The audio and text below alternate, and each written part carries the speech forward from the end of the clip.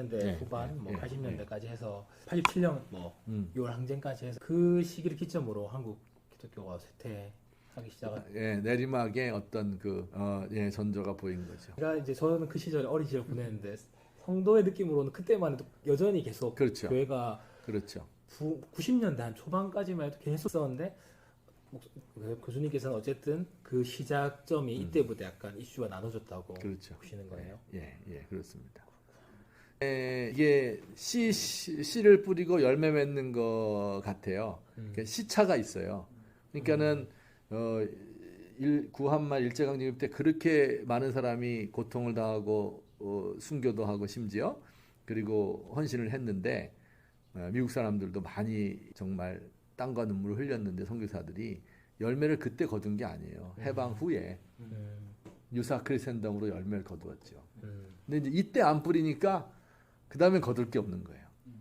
네, 그래서 이제 80년대까지는 그래도 먹고 사는 거죠. 재벌이 이렇게 망해도 3년 가니까 쭉 성장을 했었는데 90년대 이후 되면서 그때 이제 3당 합당이 이루어지고 복잡해요. 되게 여러 가지가 있었어요. 그때 진보 보수 이게 나눠지기도 하고 하면서 한국 기독교가 보수 쪽으로 붙은 거죠. 옛날에는 80년대만 해도 진보 보수로 나눠져 있지 않았어요. 교회가. 저는 이제 정통, 자유주의 이런 신학을 중심으로 나눠졌거든요. 근데 이게 90년대 3당 합당이 진보 보수라는 이 프레임으로 세상을 나눴거든요. 그럴 때 이제 이 기독교가 보수 쪽에 붙는 거예요. 네.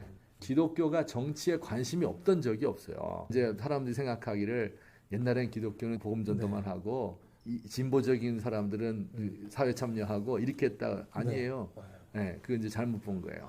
옛날부터 3.1운동 때부터 임시정부부터 그죠? 그다음에 해방 이후에 각종 기독교 정당들 북한에는 훨씬 더 많았고 그런 운동부터 그다음에 친미방공 그 자체가 정치운동이었거든요. 그런데 이제 이게 우리는 복음만 전해도 당연히 친미방공이었던 거예요. 그러니까 그치, 이걸 모르고 있다가 그렇게 됐으니까. 그러다가 이제 2000년에 노무현이 되면서 이게 생각해보는 게 아니니까 갑자기 정치색을 띠는 것처럼 보인 거죠. 원래부터 정치는 늘 해왔던 거죠. 어떻게 보면 막 92년 3당 합당할 당시에 김영삼 쪽이 이제 장로님이고 해서 보수는 약간 김영삼 쪽으로 간 거고 진보 흔히 진보라고 말하는 세력들은 이제 김대중 쪽으로 그렇죠, 가고 그렇죠. 그렇게 하면서 그렇죠. 근데 이제 그 진보가 너무 약해가지고 숫자적으로는 세력으로는 약했죠. 말씀대로 이렇게 노무현 정부가 어떻게 보면 2000년대 초반부터 시작해서 또 이제 뭐 지난 보수 정권 때는 또 그때도 마찬가지였던 것 같고 근데 최근까지 보면 기독교의 행보가 이제는 이게 상당히 좀 우려스러운 것 같고 말씀하신 대로 예전에 그래도 90년대 80년대까지만 해도 교회를 다닌다고 저 같은 경우 학교에서 교회를 다닌다고 말하면 그게 그냥 이 사람 거짓말 안 하겠구나 술 안 마시겠구나 그래도 거짓말은 안 하겠네 이런 이미지가 있었는데 이제는 정말 한국 기독교 하면 냉전적 사고방식, 혐오와 차별 정말 저 자신도 교회 다닌다는 걸 학교에서 얘기가 쉽지 않더라고요. 특히나 젊은 세대들은 좀 더 멀어져 가고 있는데 좀 이런 상황을 좀 어떻게 해석하고 좀 어떻게 바라봐야 될지. 목사님들이 보시면 7, 80년대, 90년대 교회가 한참 성장할 때 그때 교육을 받았고 교회를 개척했고 성장시켰거든요. 그러니까 그때 이제 한국교회 성장기죠. 네. 사실 속으로는 이미 사회적인 역할을 감당하지 못하면서 이 쇠퇴의 이 씨앗은 여기 다 있었는데 그러나 겉보기에는 아직도 성장하고 있을 때 그때 이제 이 목회를 했거든요. 그리고 대성공을 거두고 이렇게 하니까 이제 그때로 돌아가야 된다 이렇게 생각을 하는 거죠. 그런데 그때가 어떤 때냐면 유사 크리스천덤이에요. 그러니까 권력을 갖고 싶은. 그러니까는 기독교가 다른 여러 사회 분야에 영향을 미치고 싶은 거죠. 그런데 영향을 미치는데 그거는 기독교 세관 운동이나 다 비슷해요. 기독교 세관 운동도 다 결국은 하나님의 왕국이 각 영역에 임해야 된다는 거 아니에요? 이 정광호 목사님은 기독교 세계관 뭐예요? 자세히 보세요. 그 청교도 운동 하면서 기독교 세계관 이런 표현 많이 씁니다. 그래서 기독교가 이 대한민국을 이끌어야 된다 이렇게 보는 거예요. 그게 이제 크리스텐덤의 기본적인 아이디어죠. 근데 그것이 이제 강화가 되고 그다음에 이제 박해를 받으니까 예, 사회에서 예. 이제 순교자 신드롬이 생겨가지고 우리야말로 남은 자다. 이제 이렇게 되는 거죠. 예. 그래서 여기까지 온 거예요. 야, 정말 어떻게 될지 잘 모를 현재로서는 한국의 기독교나 교회가 정말 어떻게 될지 좀 감이 잘 안 잡히는 것 같아요. 너무 뉴스에 막 목회자 성범죄라든지 교회 세습이라든지 동성애 특히나 최근은 뭐 코로나 이후에는 특히 교회가 그러니까. 집단으로 모인 신천지랑 거의 비슷하게 그러니까. 예. 예, 얼마 전에도 교회에서 비슷한 일이 일어나면 학교에서 만나는 선생님들 중에 이제 교회 안 다니는 분들은 다 같은 거로 그러니까. 어떻게 해야 되나 이런 생각이 들더라고요. 지금 굉장히 안 좋습니다. 제가 목회를 할 때는 이런 얘기는 책은 이제 목회하면서 썼잖아요. 그런데 실제로는 그렇게까지 긴박성을 못 느꼈던 거예요. 그러니까 제자들 보면서 어렵겠다 이렇게 생각했지 내 목회는 잘하고 있었으니까. 근데 이제 목회를 그만두고 여기 오니까 학생들을 만나잖아요. 그러니까 학생들과 만나면 기독교에 대해서 얘기를 할 거 아니에요. 그러면서 이게 이제 몸으로 딱 와닿아. 이제 20대가 75%가 기독교를 신뢰하지 않는다. 이게 얼마나 무서운 거예요. 근데 그거는 신자와 비신자를 합친 거거든요. 그러니까 그걸 내가 계산을 이렇게 해봤어요. 퍼센테이지를 해봤더니 비신자의 경우는 87%가 신뢰하지 않는다. 그러면은 내가 체프를 인도하는데 1000명을 놓고 설교를 하면 그중에 870명은 웃기는 소리 하네. 이렇게 되는 거예요. 전국 평균이 기독교 학교라서 더한 점도 있습니다. 왜냐하면은 강요를 하니까 학점을 줘서 체프를 강제로 들어라 해야 하니까 더 힘든 것이 있죠. 그러니까 이제 미션 스쿨들이 아마 그래서 지금 되게 힘들 거예요. 오히려 공립학교보다 더 힘들죠. 그게 아주 와닿고 이제 기독교인들이 17.2%라고 하는데 20대가 나는 안 될 것 같아요. 피부로 느끼는 거는 내가 이렇게 조사를 하잖아요. 애들 클래스를 맡으면 그러면은 한 10% 정도가 기독교인이라고 하고 교회 매주일 나가는 한 5% 정도 이 정도 될 것 같습니다.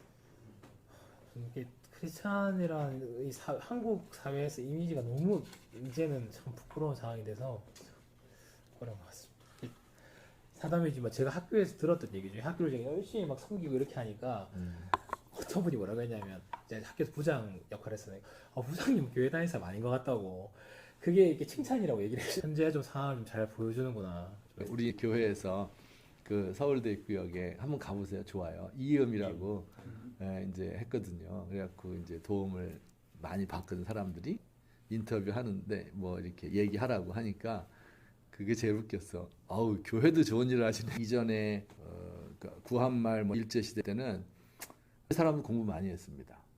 우리가 이제 또 생각하면은 전도만 하고 부흥회만 했지 그렇지 않습니다.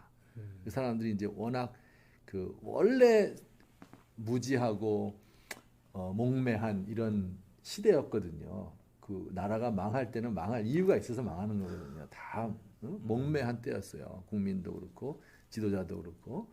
그런데 기독교인들이 특출났죠. 그리고 영적으로 깨니까 많은 거를 안 거예요. 시대의 흐름을 파악할 수 있는 안목이 있어요. 그때 당시에 그 초대 교회 목사님들 이런 분들이 공부는 안 한 것 같아도 학위는 없어도 그런데 이제 교회 성장기 70년대 80년대 때는 이렇게 시험 봐갖고 이건 더 잘했죠. 그래서 학력은 높아졌죠. 신학자도 많아지고 박사학위도 많이 따고 그런데 이제 그런 공부 말고 진짜 이 시대의 어려움이 뭔가 이런 데 대한 그 자기를 헌신하면서 공부하는 것 이런 것은 잘 안 한 것 같아요. 게을리한 것 같아요. 조금 우리 앞으로는 세계 돌아가는 것도 이렇게 보고 그다음에 제가 이제 글 하나 썼는데 한번 읽어보시면 재밌을 것 같은데 기생충이 문제를 제기했다. 그래서 이제 거기에 대한 답을 기독교가 제시해 줘야 된다. 기생충이 정말 그 문제 제기를 정확하게 잘한 거예요. 정말로. 근데 답은 없어요. 그러니까 보고 나면 전부 다 기분이 찝찝하잖아요. 예, 예. 근데 거기에 대해서 이제 기독교가 답을 하게 되면 그러면 이제 작지만 뭐 원래 큰 게 아니에요. 기독교라는 게 뭐 엄청 뭐 큰 게 아니에요. 작은 거. 그런데 일단 핵심이 이게 신앙이고 기독교 신앙 깊은 영성 그리고 이념적으로 튼튼해야 돼요.